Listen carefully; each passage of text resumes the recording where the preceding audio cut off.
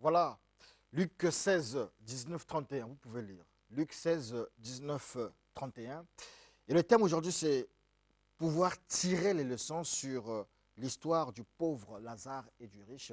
Le passage biblique vous a été donné et je l'ai dit d'entre Dieu. Bonjour, pasteur Aluna. Bonjour, M. Diaz. Alors, aujourd'hui, nous parlerons de l'histoire justement du pauvre Lazare et du riche, comme expliqué ou écrit dans le Nouveau Testament. Mais c'est vrai que l'émission d'aujourd'hui se fera avec illustration. Nous aurons deux moments d'illustration, un témoignage d'un pasteur. Je ne sais pas s'il a été pasteur avant ou si c'est lorsqu'il a ressuscité qu'il est devenu pasteur. Il était pasteur. Ah, voilà, il était déjà pasteur. C'est un monsieur qui est mort. C'est un témoignage que j'ai déjà eu à suivre. Le monsieur, il est mort. Il a été ressuscité parce qu'il est allé à la morgue. Il a été mis à la morgue, je pense, pendant 2 jours ou je sais pas où, un jour, mais il est resté carrément à la morgue. Il est sorti. Le pasteur Aluna reviendra sur ce dossier-là. Et la première question ici, c'est quelles sont les leçons qu'on peut tirer de cette histoire du pauvre Lazare et du riche? Merci beaucoup, M. Diaz. C'est une histoire biblique et c'est une réalité. Ce sont les gens qui ont vécu. Alors, ici, comme vous l'avez dit, dans Luc chapitre 16, versets 19 à 31, on nous parle de l'histoire d'un homme riche qui était vêtu de pourpre et de lin et qui a vécu ces beaux moments. Et puis, le pauvre Lazare. Alors, les deux, Dieu les a rappelés. Et la Bible dit que Lazare était dans le sein d'Abraham et il fut être emporté dans le sein d'Abraham avec les anges de Dieu. Et le riche va se retrouver dans le séjour de mort. Et là où était le riche, là où était Lazare, et il y a une histoire qui s'est déroulée et c'est à partir de cette histoire que nous allons essayer un peu de tirer les leçons. Alors, M.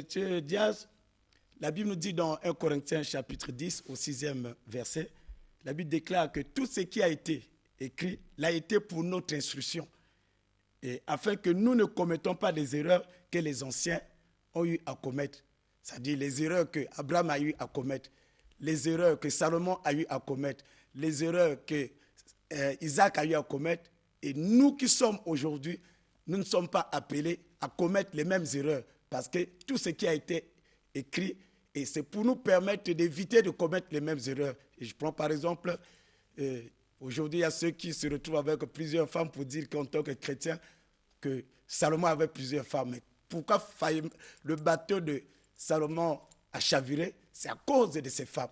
Donc ce verset, Paul nous dit que si cela a été écrit, c'est pour nous avertir.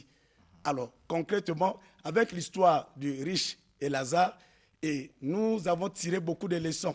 Alors, la première leçon est, selon laquelle nous sommes de passage sur ce monde des humains, que nul n'est éternel. Et tout ce que nous pouvons faire ici, que tu sois riche, que tu sois pauvre, que tu sois beau, que tu sois vilain, que tu sois élégant, peu importe ton statut, tous sont appelés à mourir un jour. Et Lazare a vécu, le riche a vécu, mais un jour, Dieu les a rappelés. Donc, chacun de nous est appelé un jour à affronter l'inéluctable appelé la mort. Nul ne peut contourner la mort. Et la Bible nous dit dans Genèse chapitre 6, le 6e verset, que la durée d'un homme est de 120 ans. 120 ans sur cette terre des humains. Et le psaume 90, le 10e verset, nous parle de 70 ans pour les faibles. Et les robustes ont 80 ans. Et la Bible dit que l'orgueil qu'ils tirent n'est que peine et misérable. Quel est cet orgueil quand la Bible parle de l'orgueil? C'est-à-dire, sur cette terre, si tu ne te prépares pas, tu te dis que je vais me protéger auprès d'un féticheur. Je vais avoir un talisman pour avoir beaucoup d'argent. Ça, c'est, la Bible qualifie cela de l'orgueil. Ce n'est que de peine et misère, parce que protection par quiconque ou pas, tu finiras par la mort. Et c'est la première leçon que nous avons retenue concernant l'histoire de riche et Lazare. La deuxième leçon, nous retenons que après la mort, il y a 2 directions que chacun de nous est appelé à prendre. Et le riche a pris la direction du séjour de mort. Et Lazare a pris la direction du sein d'Abraham. Et lorsque nous parlons du sein d'Abraham, bien sûr, pendant le temps de l'Ancien Testament, avant que Jésus n'arrive, avant que Jésus ne puisse passer aux commandes et pour accomplir à sa mission, et tous ceux qui avaient pour père de foi Abraham, tous ceux qui sont morts en leur foi qu'Abraham était le père, ils étaient dans le sein d'Abraham. Et c'est quand Jésus-Christ est venu, c'est Jésus-Christ qui a inauguré le paradis. Alors, c'est là où... Le sein d'Abraham, c'est quoi en fait? Le sein d'Abraham, comme je l'ai expliqué, le sein d'Abraham, tous ceux qui sont morts, qui avaient pour foi Abraham le Père. Et lorsqu'ils sont morts, et la nature, Dieu a planifié, ils étaient classés quelque part. On peut rappeler le sein d'Abraham. On appelle ça le sein d'Abraham. C'est dans le royaume des cieux là-bas seulement? Oui, dans le royaume des cieux. Ok. D'accord, c'est un quartier du royaume des cieux. Bon, quartier, comme vous dites. Donc, quand Jésus-Christ est venu, et c'est Jésus-Christ qui a inauguré le paradis. Parce que quand il s'est retrouvé à la croix, la Bible dit qu'il avait 2 brigands à ses côtés. Et quand l'autre s'est repenti, il lui a dit que tout de suite, tu iras avec moi au paradis. Et le paradis en question, c'est comment? C'est un peu comme ce que les témoins de Jéhovah nous montrent là, c'est ça? Bon, Monsieur Jazz, je ne suis pas venu pour faire le polémique. Non, en fait, vous nous dites des choses que nous, on ne comprend pas. Parce que c'est vous qui les voyez, c'est vous qui les vivez. Le sein d'Abraham, c'est quoi? Le paradis, c'est quoi? Parce qu'on veut tous aller au paradis, mais c'est comment là-bas? Bon, lorsqu'on parle du paradis, c'est tout simplement l'endroit où les âmes des saints, demeurent temporairement avant la première résurrection de notre Seigneur. D'accord. Donc là où sont gardés les saints. Voilà la réponse la plus simple. D'accord, merci beaucoup. Et donc nous avons parlé du deuxième élément. Le deuxième élément, que c'est chacun de nous après la mort, et nous sommes appelés à prendre une direction donnée. Et le riche a pris la direction du séjour de mort, et Abraham a pris, le pauvre Lazare a pris la direction du sein d'Abraham. Actuellement, ça c'était l'Ancien Testament. Au moment que je parle, nous sommes avec l'avènement de notre Seigneur. Nous parlons du paradis. Donc aujourd'hui, ce Dieu peut appeler M. Diaz. Alors, si M. Diaz, par rapport à son comportement, il a une direction qu'il va prendre. Soit le séjour de mort ou bien le paradis. Il a fait de moi polémiste. Là, j'irai où? Toi? Oui, comme je suis polémiste. Comme vous êtes polémiste, M. Diaz, je vais vous dire ceci. La loi est fixée. Oui. La loi est fixe. Et c'est l'homme qui doit se courber devant la loi.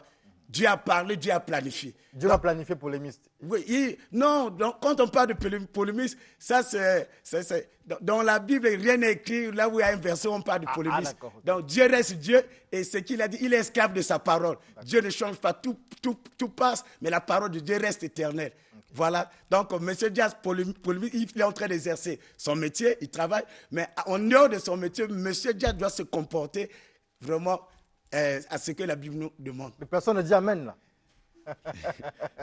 Voilà, donc je disais qu'après la mort, donc, chacun de nous est appelé à prendre une direction. Donc nous devons être conscients de ça.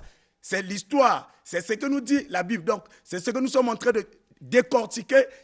Là où tu es, là où tu me suis, sache-le que après ta mort, tu peux te réjouir.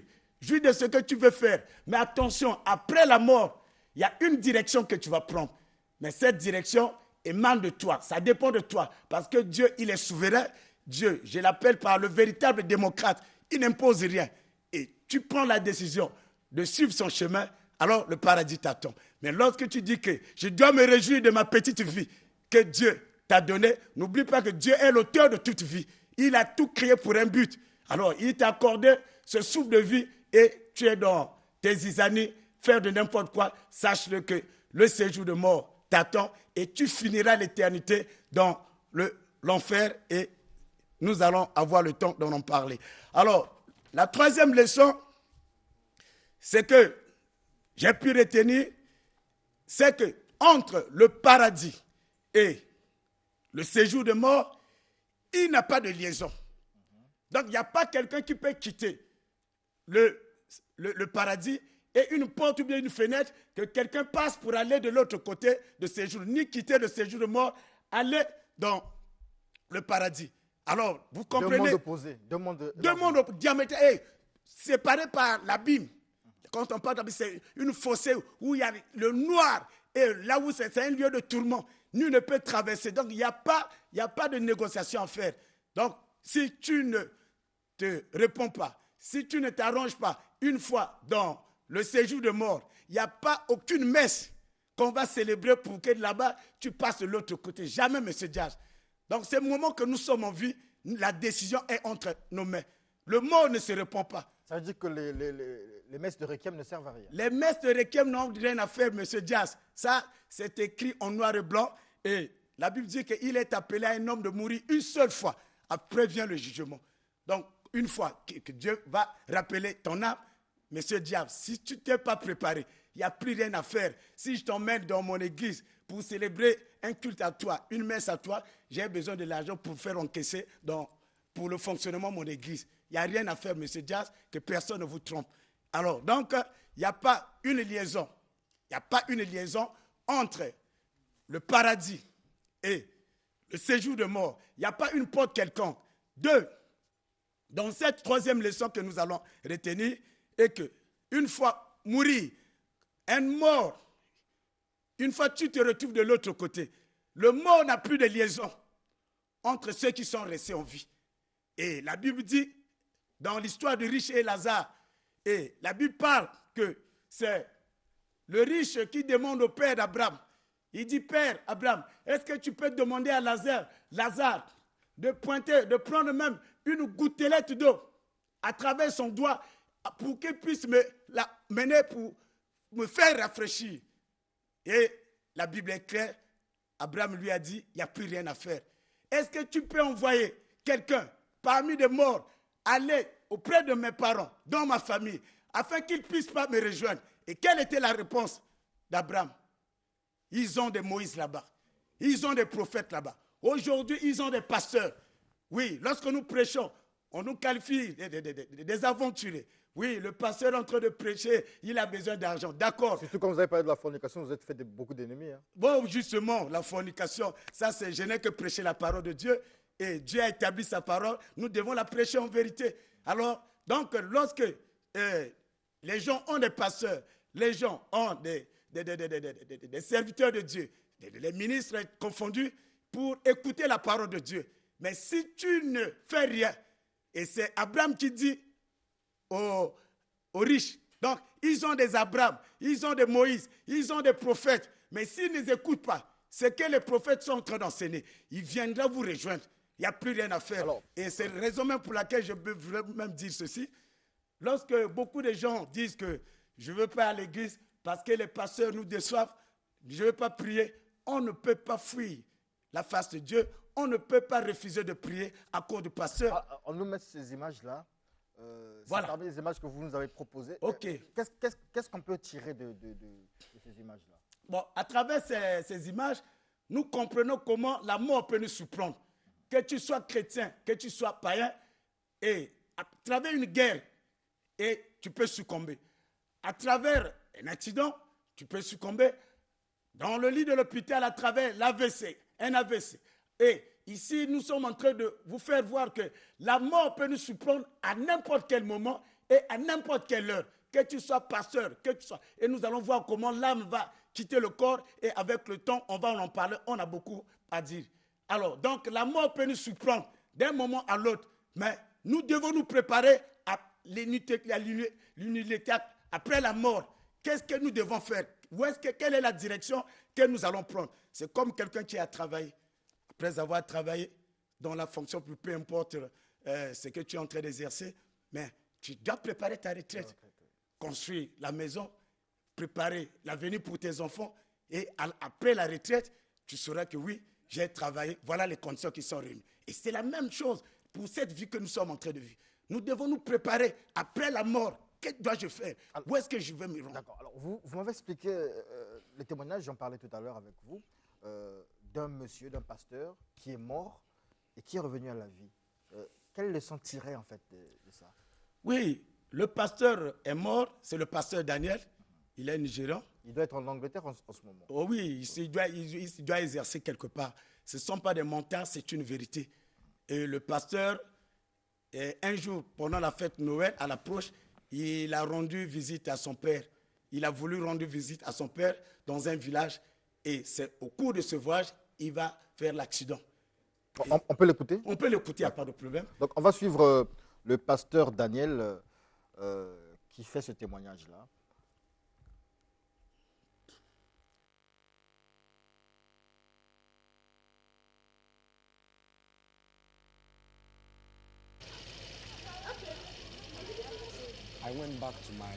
Je suis allé au village de mon père avec un mouton et le lui ai donné comme cadeau de Noël. Je lui ai dit que je reviendrai avec des sacs de riz. Sur la route qui conduit à ma maison, il y a une très grande vallée. La colline est très escarpée. En descendant de la vallée, les freins de ma voiture, une Mercedes 230e, ont soudain lâché. J'ai essayé de maîtriser le véhicule sans succès. Comme cette colline est particulièrement dangereuse, de très grands piliers ont été placés de chaque côté de la route pour empêcher les voitures de partir dans le ravin. Mon véhicule s'est écrasé contre ces piliers et mon thorax s'est enfoncé dans le volant. Je me souviens avoir vomi du sang qui coulait également de mon nez. L'ami qui m'accompagnait a aussi été blessé. Une grande foule est venue vers nous. Je me souviens qu'ils m'ont sorti de l'ambulance à l'hôpital. C'est tout ce dont je me rappelle. À l'hôpital, j'ai repris conscience. J'ai regardé autour de moi et j'ai vu tous les tuyaux qu'ils avaient placés sur mon corps. J'ai exprimé le souhait de voir ma femme. Je lui ai demandé de m'emmener chez le docteur Mizerke à Owerri, car c'est mon médecin préféré. Une fois, j'avais été blessé et c'est lui qui s'était occupé de moi. Donc nous l'avons sorti de l'hôpital pour l'amener à Owerri. Des pasteurs et d'autres personnes m'accompagnaient. À cause de la manière dont je respirais, j'ai compris que quelque chose pourrait se passer au cours du voyage. Je leur ai demandé de permettre à ma femme de venir avec moi dans l'ambulance. À un moment donné, 2 anges sont entrés. Lorsque je les ai aperçus, j'ai été très effrayé et je voulais raconter aux autres ce que je voyais. Mais l'un des anges a fait comme cela, pour que je ne parle pas d'eux. J'ai seulement demandé à mon épouse de prendre soin de l'église et de certaines autres choses dont elle n'était pas au courant. Puis les 2 anges m'ont emmené. Nous sommes arrivés dans un endroit où ils m'ont confié à un autre ange. Celui-ci m'a dit que nous allions visiter le paradis. Je parlais avec lui comme avec un être humain. Je lui posais des questions et il me répondait. Il me tenait comme le fait un ami.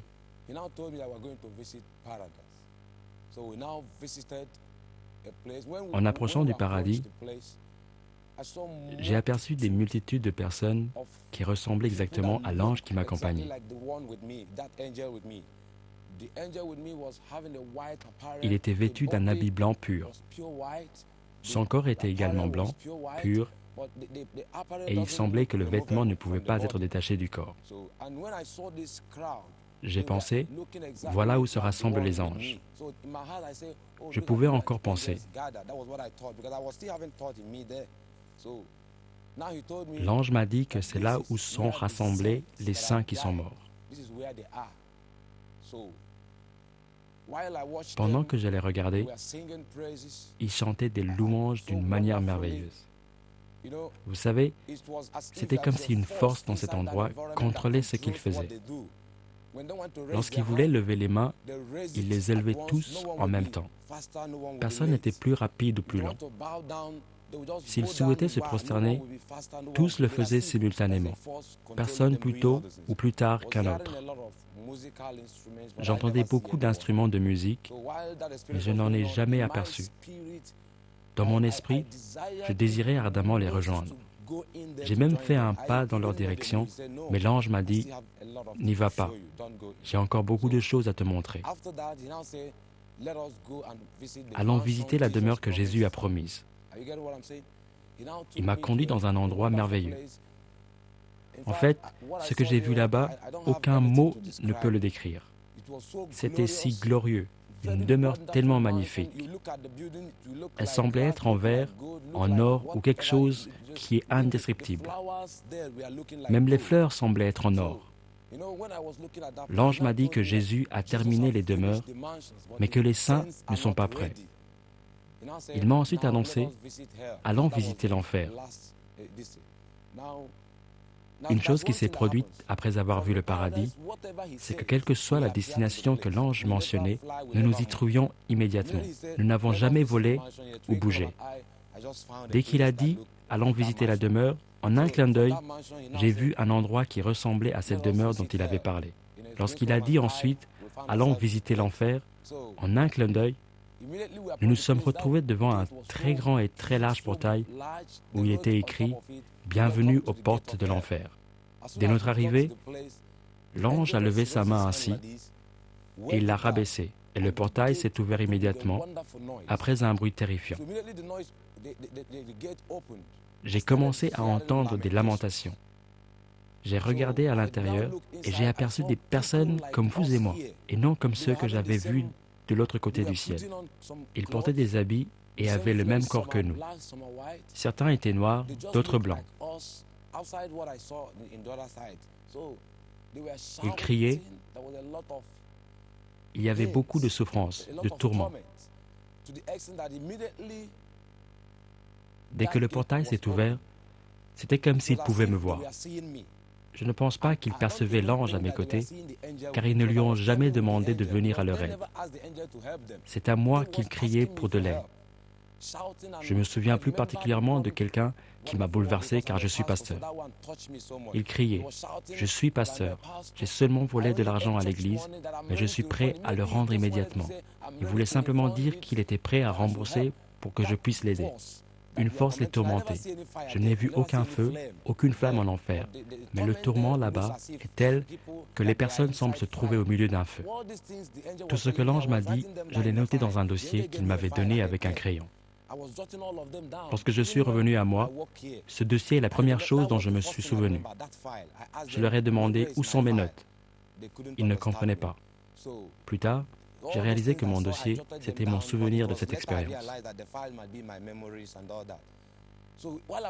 Alors que je criais et demandais de l'aide à l'ange, il m'a dit qu'il m'était donné une seconde chance.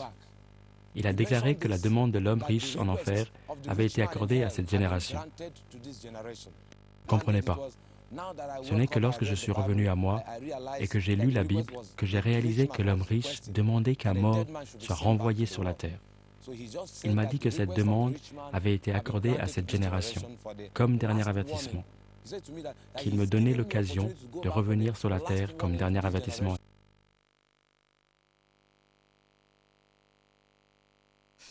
C'est, on va dire, pathétique, édifiant. Pasteur Allah. Oui. Il nous reste quelques 5 minutes ici. Oui, Monsieur Diaz, vous venez de voir le pasteur Daniel. Il est mort et pratiquement, il a fait plus de 4 jours dans la morgue. Et c'est pendant la campagne d'évangélisation de Renard Banquet que l'homme, le pasteur, est revenu à la vie. Et il vient de témoigner. Et les anges l'ont mené au paradis et les anges l'ont mené à l'enfer. Et il a dit, dès qu'ils se sont arrivés devant l'enfer, il y avait un grand portail.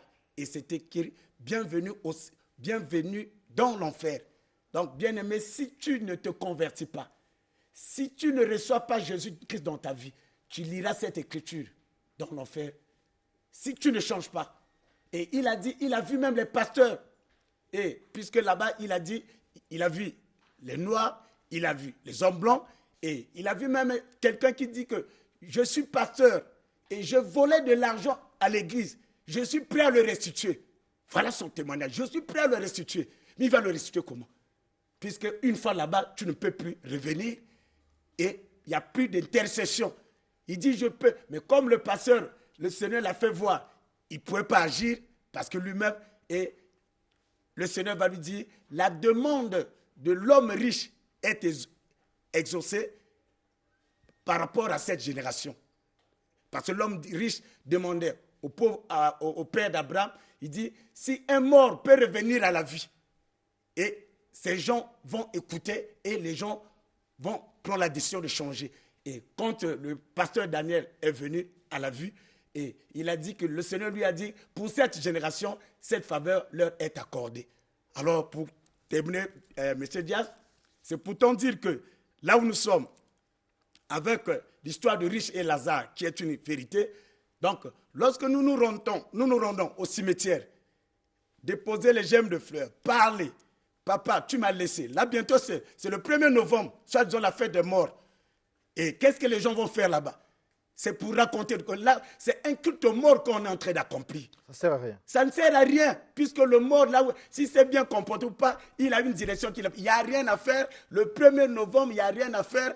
Ne parle rien à ton oncle, ne parle, sinon c'est les revenants. C'est les mauvais esprits que tu t'adresses et tu repartiras à la maison avec les démons et ainsi de suite. Merci beaucoup, pasteur Ange Alouna. Ce qu'on devrait retenir certainement de notre entretien ici et de ces vidéos, c'est que les chrétiens, ou sinon tout le monde, devrait se préparer. Parce que si Jésus viendra comme un voleur, la mort aussi viendra comme un voleur. Okay. Et on ne sait pas où on se retrouvera parce que là-bas, il sera trop tard, plus rien à faire. C'est bien ça le message. Ok. Quels sont vos contacts, pasteur Alouna? Oui, je suis au 00242 06 663 71 52. 00242 06 663 52 71. Le siège de l'église? Le siège de l'église se trouve dans le quartier général à Douai. Et lorsque nous faisons face vers Kintélé, là où se trouve les postes de la police, les routiers, là où les routiers se placent tout juste derrière, vous allez avoir une pancarte. Vers le viaduc là-bas? Vers le viaduc. Ok. Vous avez une pancarte où est écrit Église la vie en Jésus-Christ. Vous êtes bien coiffé, pasteur. Ah, merci beaucoup. Malgré que c'est pas, nous ne sommes pas venus pour ma coiffure. Mais non, vous êtes bien coiffé aussi. Voilà, parce que si vous n'êtes pas bien, parce que quand des pasteurs qui viennent avec des locks, on dit, mais ça c'est quel, voilà. Quand le pasteur est bien coiffé, il faut le reconnaître. Merci. Même moi, maître Rama apprécie votre coiffure. Ah, bon. Est-ce qu'on peut applaudir le pasteur Alouna, s'il vous plaît? Merci beaucoup. C'était l'entretien avec le pasteur Alouna. La suite, c'est avec Madame Moukoulou dans le temps du réveil.